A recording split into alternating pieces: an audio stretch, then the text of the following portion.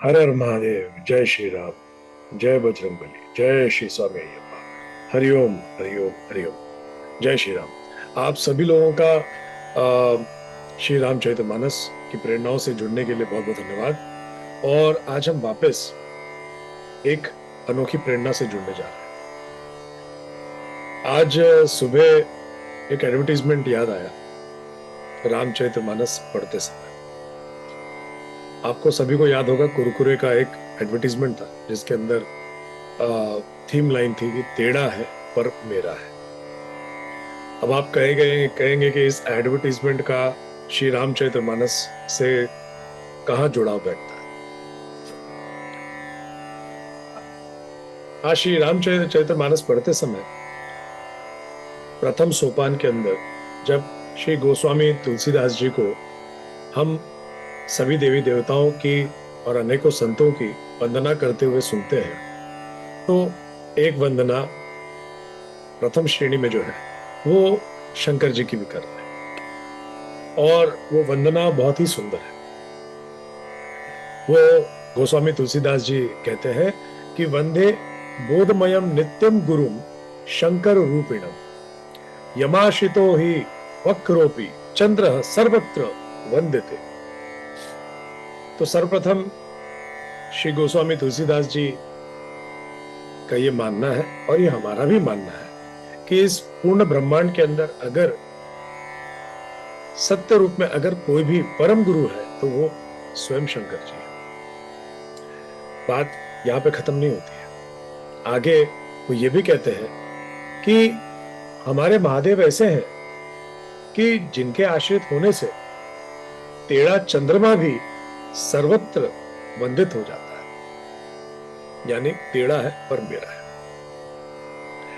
बड़ा सुंदर है। देखिए,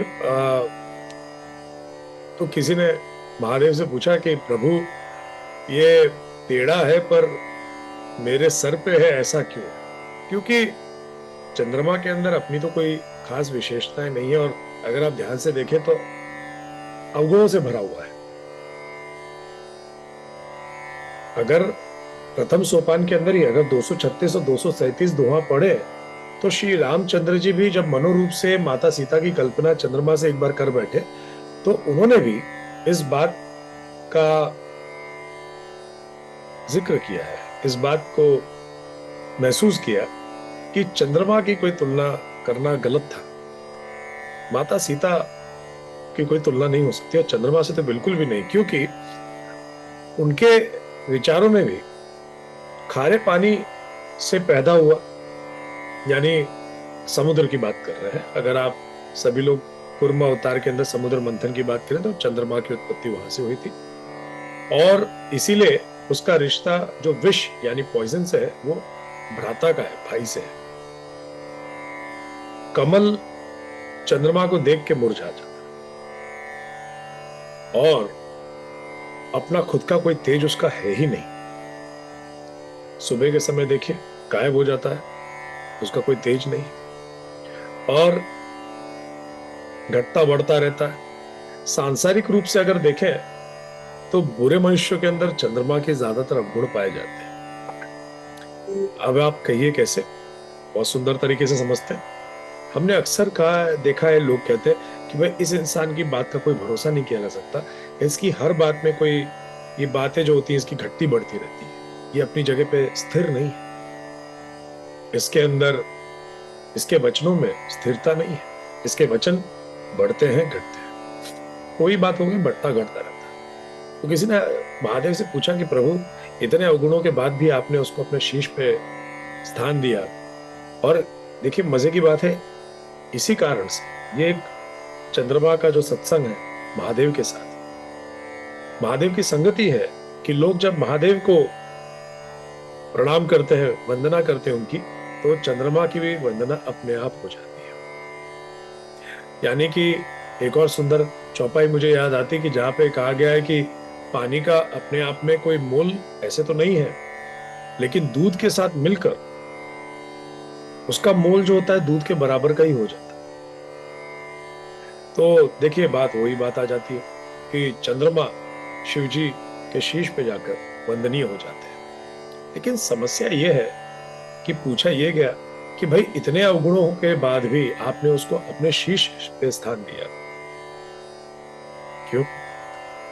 तेरा है पर मेरा है, ऐसा क्यों? महादेव बड़े प्रेम से कहते हैं कि इस संसार के अंदर मैं कोई भी कार्य बिना किसी अर्थ के नहीं करता। मेरे हर कार्य के पीछे कोई ना कोई कारण जरूर होता है। जब भी कोई भी मनुष्य हरि नाम से जुड़ जाता है, जब भी कोई हरि नाम से जुड़ जाता है, तो वो मेरे लिए वंदनीय हो जाता है, मेरे लिए प्रिय हो जाता है। उसे मैं अपने गले से लगा लेता हूं, उसके अवगुणों को नहीं देखता। चंद्र राम से जुड़ता है, रामचंद्र बन जाते हैं। और जब कृष्ण से जुड़ के कृष्ण चंद्र हो जाता है, इसलिए मैं चंद्रमा को वंदनीय मानता हूं और उसको अपने शीश पे स्थान देता हूं, क्योंकि वो राम से जुड़ गया, राम के नाम से जुड़ गया, कृष्ण के नाम से जुड़ गया। अब अगर आप ध्यान से सोचें, ये नाम की बड़ी महिमा है इस संसार के अंदर, बड़ी महिमा है। मैं तो यहां तक कहता हूं कि सारा संसार में जो समस्या है वो पूछ का ही है। हनुमान जी की पूछ पे आग नहीं लगाई गई थी, समस्या पूछ की थी कि रावण को हमेशा ये बुरा लगा कि मेरे दरबार में इसकी पूछ इतनी बड़ी कैसे। कहते ना कि भाई मेरी पहुंच वहां तक है। तो सारा मामला जो है नाम क्या है, पूछ का है। आप इस संसार में जब पैदा होते हैं तो आप एक परिवार के नाम से जुड़ते हैं। आप त्रिपाठी बनते हैं, आप कायस्थ बनते हैं, आप क्षत्रिय बनते हैं, राजपूत बनते हैं। नाम से जुड़ने के बाद, इस संसार में आने के बाद निरंतर हमारा प्रयास रहता है नाम करना, नाम पाना, नाम को एक स्थान देना। हमारे पूर्वजों के नाम से ही हम पूजा पाठ का आरंभ भी करते हैं, उनकी वंदना करके ही करते हैं नाम। तो हरि नाम से जुड़ना ही मनुष्य की सबसे बड़ी उपलब्धि है, ऐसा महादेव कह रहे हैं। और जब कोई ऐसा कर लेता है तो कलयुग के अंदर, देखिए बड़ा सरल है कि समझना कि कलयुग के अंदर तो वैसे भी नाम संकीर्तन का महत्व बहुत ज्यादा है। तो हरि नाम से जुड़े रहिए और महादेव के लिए प्रिय बन जाइए। दूसरों के गुणों अवगुणों का मूल्यांकन करना, अपने गुणों अवगुणों का मूल्यांकन करना, हमारा ये कहना किसी के बारे में कि भाई ये इंसान तो बड़े पापी है, फिर ये मंदिर में क्यों जाता है, ऐसा किसने अधिकार इसको दिया? और भगवान भी देखो कैसे इसको सामने खड़ा रखते हैं। या फिर भगवान के सामने जाके ये कहना कि प्रभु मैं बहुत पापी हूं, मैं आपके सामने आने के योग्य नहीं हूं, मुझे आपने क्यों बुलाया? ये भी देखिए गलत है, बहुत गलत है। आप जब एक बार हरि नाम के पथ पे चल पड़ते हैं, हरि नाम से जुड़ जाते हैं, आपके सारे कलंक, आपके सारे अवगुण जो है खत्म हो जाते हैं। कृपया करके इस हरि नाम से जुड़िए, महादेव के इन शब्दों को हमेशा ध्यान रखिए और गोस्वामी तुलसीदास जी के माध्यम से जो हमने ये रामचरितमानस में प्रेरणा पाई है, इसको अपने जीवन के अंदर अंकित करें। बहुत बहुत धन्यवाद। कृपया करके इस वीडियो को अगर आपने पसंद किया है तो लाइक जरूर करिएगा, सब्सक्राइब भी करिएगा और अपने बच्चों को जरूर दिखाइएगा, उनको नाम के अर्थ का, हरि नाम के अर्थ का मतलब समझाइएगा।